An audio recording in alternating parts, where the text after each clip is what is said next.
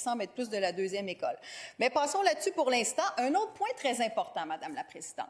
Très, très, très important et dont je suis très fière. Et si je ne m'abuse, j'ai une collègue qui va intervenir aussi aujourd'hui à l'adoption finale, la députée des Plaines, qui a travaillé beaucoup avec moi sur cette mesure-là, évidemment la députée d'Argenteuil aussi, puis je vous dirais l'ensemble des députés qui représentent des citoyens des couronnes nord et sud. Une demande de longue date, ou je dirais une conversation de longue date que moi-même j'ai eue depuis plusieurs années avec plusieurs élus de la CMM et que mes collègues qui représentent des citoyens qui font partie de la CMM ont évidemment encore plus souvent que moi et me rapportent aussi. C'est la gouvernance de la CMM. Et le projet de loi qui a été déposé initialement, je dois le dire, par ma collègue Mme Laforêt, contenait déjà des mesures qui venaient revoir la gouvernance de la CMM pour l'adapter à la réalité d'aujourd'hui. Depuis 20 ans, il n'y avait pas eu de modification à la gouvernance de la CMM, donc depuis 2005. Et à l'évidence, entre 2005 et 2025, beaucoup de choses ont changé partout dans le monde, là, pas seulement à la CMM, mais entre autres à la CMM. La démographie, la territorialité, etc. Alors, je pense que c'est normal, après 20 ans, de dire ne serait-il pas le temps, alors qu'on a un véhicule législatif des affaires municipales devant nous, ne serait-il pas le temps de faire ces modifications-là pour refléter cette évolution-là? Non seulement l'évolution rétroactive, donc des 20 dernières années, mais aussi de se projeter. Et j'avais la discussion en commission parlementaire et on nous disait, bien là, pourquoi tenir compte des projections démographiques? Mais Madame la Présidente, je veux dire, on planifie une école, une garderie, le moindre projet qu'on planifie, on tient compte du futur, on tient compte de l'avenir, on fait des changements aujourd'hui, on ne les refera pas aux 6 mois, là.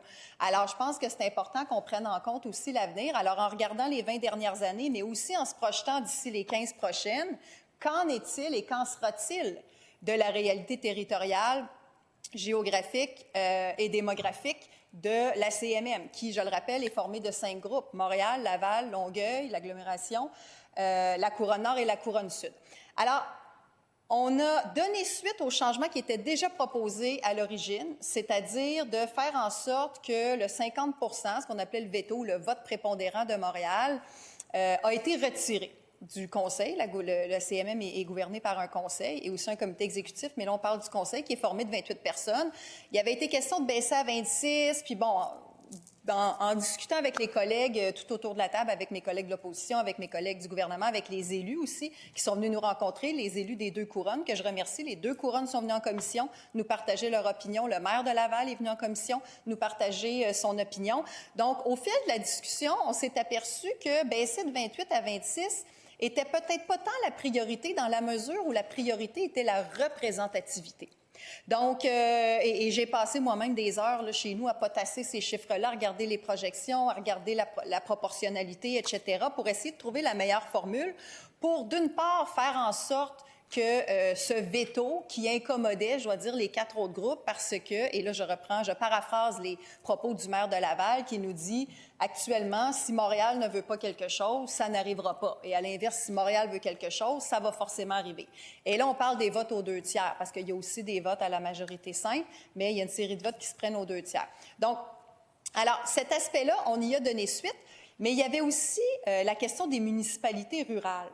Les plus petites municipalités. La CMM est formée de 82 municipalités. Donc, quand on enlève les 3 grosses, l'agglo de Longueuil, Laval, Montréal, ça laisse quand même autour de 80 municipalités qui, elles aussi, sont dans la CMM. Mais combien de fois nous disent, et là, je pourrais prendre aussi, si on pouvait tous parler en même temps, mes collègues des couronnes en question pourraient vous le confirmer, combien de fois on se fait dire par des maires, des mairesses, des préfets des petites municipalités, on ne se sent pas représenté.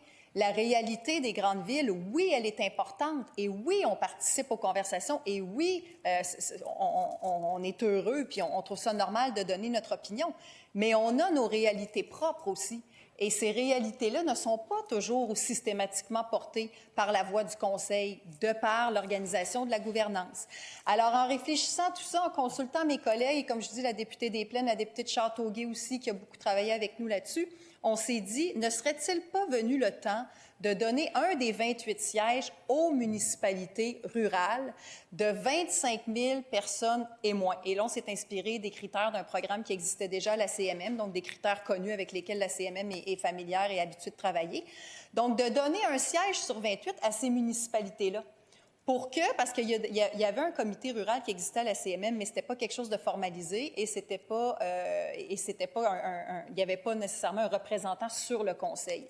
Donc, n'est-il pas venu le temps en 2025 que les municipalités rurales de moins de 25 000 habitants, et on parle de dizaines de municipalités dans la CMM, aient un siège sur 28? Je pense que c'est pas trop demandé. Moi, je trouve que ça reflète la réalité, que ça augmente, je dirais, l'équité et la représentativité pour nos citoyens qui demeurent dans ces municipalités-là. Et ça fait en sorte qu'on modernise la gouvernance, parce qu'il n'y a pas juste les grandes villes à la CMM. On a fait le choix de la constituer d'une manière telle où il y a des dizaines de municipalités. Alors encore faut-il s'assurer qu'elles sont toutes prises en compte. Donc ça, je trouve que c'est une avancée majeure, Madame la Présidente, pour les villes en question. Évidemment, l'accueil a été très positif des couronnes sud et des couronnes nord. Donc, moi, je me réjouis de cette avancée-là. Je ne suis pas certaine qu'un autre gouvernement aurait eu le courage de poser ce geste-là. On a eu des gouvernements très montréalais dans le passé. On verra ce que nous dira l'avenir, mais je pense qu'encore une fois, il faut battre le fer pendant qu'il est chaud parce qu'on ne sait pas quand l'occasion va se représenter. Donc, moi, je suis très fière, Madame la Présidente, une CMM modernisée à la lumière de l'évolution territoriale et démographique. Alors, une autre belle avancée du projet de loi. Il y a, je l'ai dit tout à l'heure, un certain nombre de choses que je n'aborderai pas de manière exhaustive, mais il y a beaucoup de mesures qui touchent l'allègement, qui touchent la fiscalité aussi. Peut-être une mesure qui est importante, que je trouve importante de mentionner, et on avait le maire de Laval qui nous en avait parlé. On fait en sorte que les municipalités peuvent d'abord étaler les redevances. Je parlais de redevances tout à l'heure, étant un concept où tu peux aller chercher des revenus que tu peux réinvestir par la suite dans la création de nouveaux revenus. Mais le fait de devoir payer des redevances rubis sur l'ongle, pratiquement, là, dans un projet, des fois, ça pouvait freiner les projets. Alors, on permet l'étalement pour favoriser, justement, la réalisation des projets. Et aussi, on permet de jouer sur la taxation pour une maison qui a subi un sinistre. Et ça, Madame la Présidente, je trouve ça très important parce qu'on a le maire de Laval qui était venu nous raconter une histoire où il était obligé de taxer un citoyen qui déjà subit un sinistre. Alors, des pertes monétaires, des pertes d'actifs importantes, évidemment, des pertes, d'une tragédie sur le plan humain quand tu vis un sinistre et que tu perds ta maison et que tu perds beaucoup de choses sur le plan matériel. Et là, en plus, tu es obligé de le taxer. Donc, on vient donner aux municipalités les outils pour faire en sorte de pouvoir agir avec empathie puis éviter d'ajouter à des drames humains qui sont déjà importants. Alors, et une mesure sur les piscines. Vous vous souvenez, Madame la Présidente, qu'on a annoncé le report de la date butoir pour les piscines. Alors, on est venu s'assurer qu'il n'y aurait pas d'amende pour les citoyens d'ici à ce qu'on soit en mesure de présenter des ajustements pour favoriser l'adhésion et l'application du règlement sur les piscines résidentielles. Le règlement qui relève du gouvernement du Québec, évidemment. S'il y a des règlements municipaux, ça ne concerne pas les règlements municipaux. Donc, bref, Madame la Présidente, nous, notre pari, c'est que les municipalités sont plus efficaces quand elles évoluent dans un cadre qui favorise leur autonomie. Alors, je pense que ce projet de loi-là le fait sur bien des aspects, mais surtout, il favorise les citoyens contribuables. Alors moi, j'en suis très fière et je vous disais tout à l'heure, nous, c'est pour les citoyens qu'on travaille. On travaille tous pour les citoyens.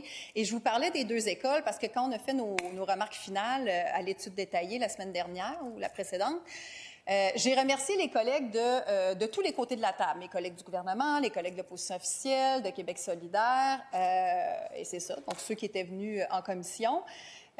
Et je les ai remerciés aussi pour leur ouverture, parce que c'est sûr que quand tu arrives dans un ministère puis que le projet de loi est déjà déposé, mais que tu as l'occasion d'ajouter des choses que tu sais bonnes pour nos citoyens contribuables, bien, on procède par amendement. Alors, j'ai déposé des blocs d'amendements avec des sujets que j'amenais, des nouveaux sujets qui n'étaient pas dans la version d'origine. Alors, j'ai salué leur ouverture à accepter de travailler en bloc sur ces sujets-là. Mais j'entendais la semaine dernière, je crois, la députée de Mille-Îles qui disait « Nous, on a toujours bien travaillé aux affaires municipales et là, c'était pas le cas cette fois-ci. » Donc, il semblait critiquer un peu la procédure ou la façon de travailler. C'est pour ça, tout à l'heure, que je vous disais, je pense qu'il y a deux écoles de pensée dans la vie, Madame la Présidente. Il y a ceux qui veulent agir et que, quand l'occasion se présente, agissent. Puis, des fois, ça prend plus de travail. Des fois, ça va vite. Donc, oui, il faut bouger vite, puis il faut se concerter, puis on peut travailler un peu plus tard les soirs, mais on a l'occasion de faire quelque chose. Là. Un tien vaut mieux que deux, tu l'auras, Madame la Présidente, vous le savez comme moi. Alors, il y a ça, ce scénario-là, numéro 1. Tu as une occasion d'agir, tu as des idées qui sont bonnes pour nos citoyens, alors tu le fais. Et tu as le scénario 2, où quand on amène des bonnes idées, tu n'oses pas vraiment t'opposer, fait que tu t'opposes sans t'opposer en disant, c'est pas qu'on s'oppose, mais on devrait peut-être plus consulter, on devrait le faire une prochaine fois, on n'a pas eu le temps d'en parler, etc., etc., etc. Bon, toutes les raisons sont bonnes de rien faire, et je l'ai toujours dit, toujours plus simple de rien faire que d'agir au même salaire. Mais Madame la Présidente, je pense que le scénario numéro 1, irrévocablement, est le meilleur.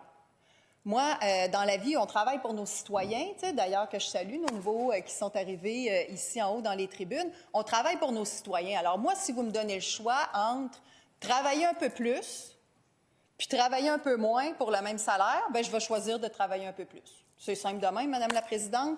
Mais encore une fois, je veux les remercier, tous mes collègues, parce qu'ultimement, on était capables de faire aboutir le travail. On a été capable d'adopter l'ensemble des mesures proposées par amendement sur une foule de sujets, dont certains qui permettent de créer du nouvel argent. Je reviens là-dessus parce que c'est le nerf de la guerre, l'argent, vous le savez, Madame la Présidente. Donc, tout nouveau dollar qu'on va être capable d'aller chercher ailleurs que dans la poche des Québécois, pour moi, c'est une victoire.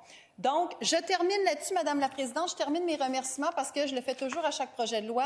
Je pense que c'est important de remercier, parce que là, vous m'entendez, moi, mes collègues. Nous, ici, on a la chance d'avoir une tribune publique suivie par des centaines de milliers de citoyens, bien sûr.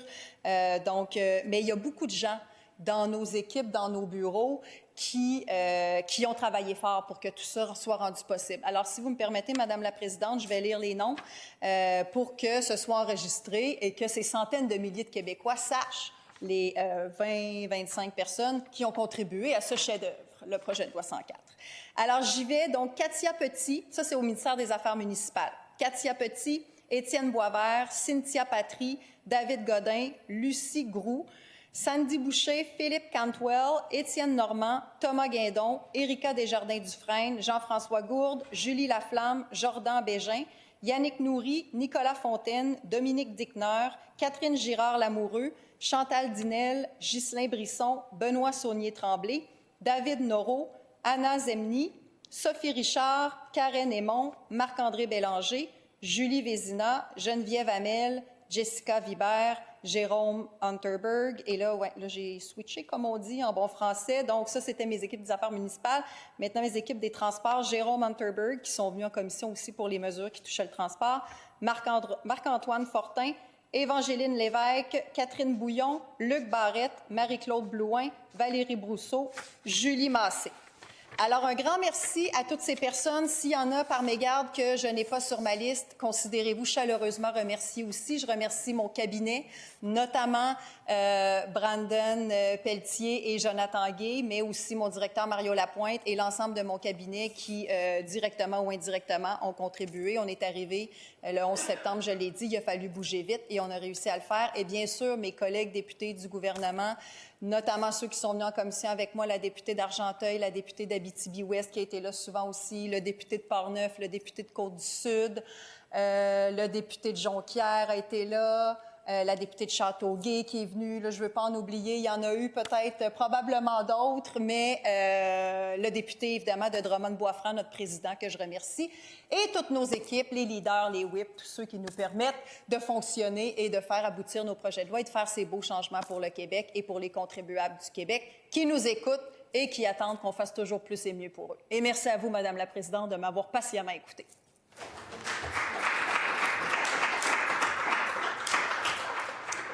Merci beaucoup, Madame la ministre.